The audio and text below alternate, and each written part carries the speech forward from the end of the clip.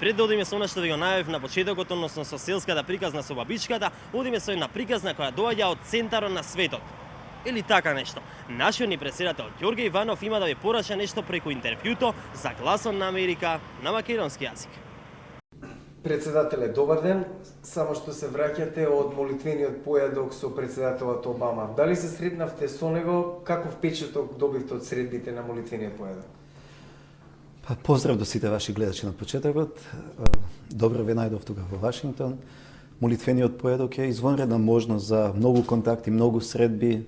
Точно така. Точно така. Молитвениот појадок е секогаш добра прилика да се сретнете со најјаките. Предпоставувам дека нашиот ни претседател се сретнал и со претседателот на САД Обама лично.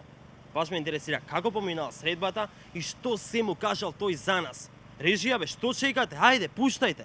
Се сретнав утро со подпредседателот Бајден, а со председател Обама си се поздравивме, намигнувајќи бидејќи бевме на најблиската маса до него и така што се поздравивме. Председателе, браво! Не се ни сомнева во вашите дипломатски способности. И да, сигурно сега ќе има многумина кои се смеат, но тие врска немаат од дипломатија и како тоа се комуницира во дипломатија. Еве, мене, например, што ми се случи пред некој ден. Си седам во кафич и од соседната маса една женска ми намигна. 10 минути подосна бевме во ВЦ и таму... Ама сега, добро, тоа е намигнување во кафич. Намигнувањето на појадок си има една сосема друга символика и сосема друго значење. Веројатно со ова намигнување претседателот Обама сакал да ви каже: "Чоле, иш да не си се кидаш, ќе ги средиме гарчишта на парче ќе ги направиме. После тоа нема да знаат никако се викаат, а не пак да помислат на вето." Добро, сега можело и да значи: "Чоле, дај подај ми ја солта."